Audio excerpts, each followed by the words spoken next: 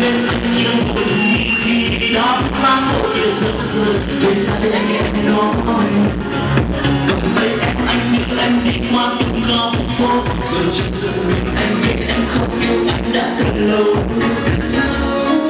lúc tuổi nhỏ em mong gần kìm em rồi mọi chuyện chỉ một lời em nói đơn khi qua em phải đi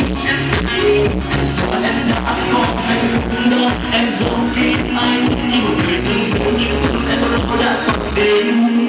chẳng đến nói như ngày qua sân thiên vàng đi cà phê bao nhiêu đêm say vì trong mơ em đã làm lòng nhăn nhó từng trang giấy không thể tin vào điều mình đang thấy nào không một vòng chẳng ai đây một sự thật lẽ không mong mỏi sao cứ chờ mãi đây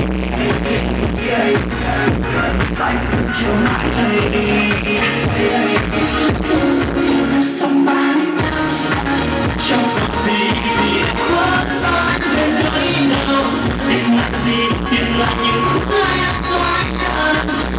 về nơi đâu tình là tình yêu somebody trong cuộc gì cho mong cô được hoài tìm mãi và sự thật đó khiến anh bắt mắt yêu thương và cơn mưa kia đang làm nhạt nhòa từ trang giấy không thể nhìn vào điều mình đang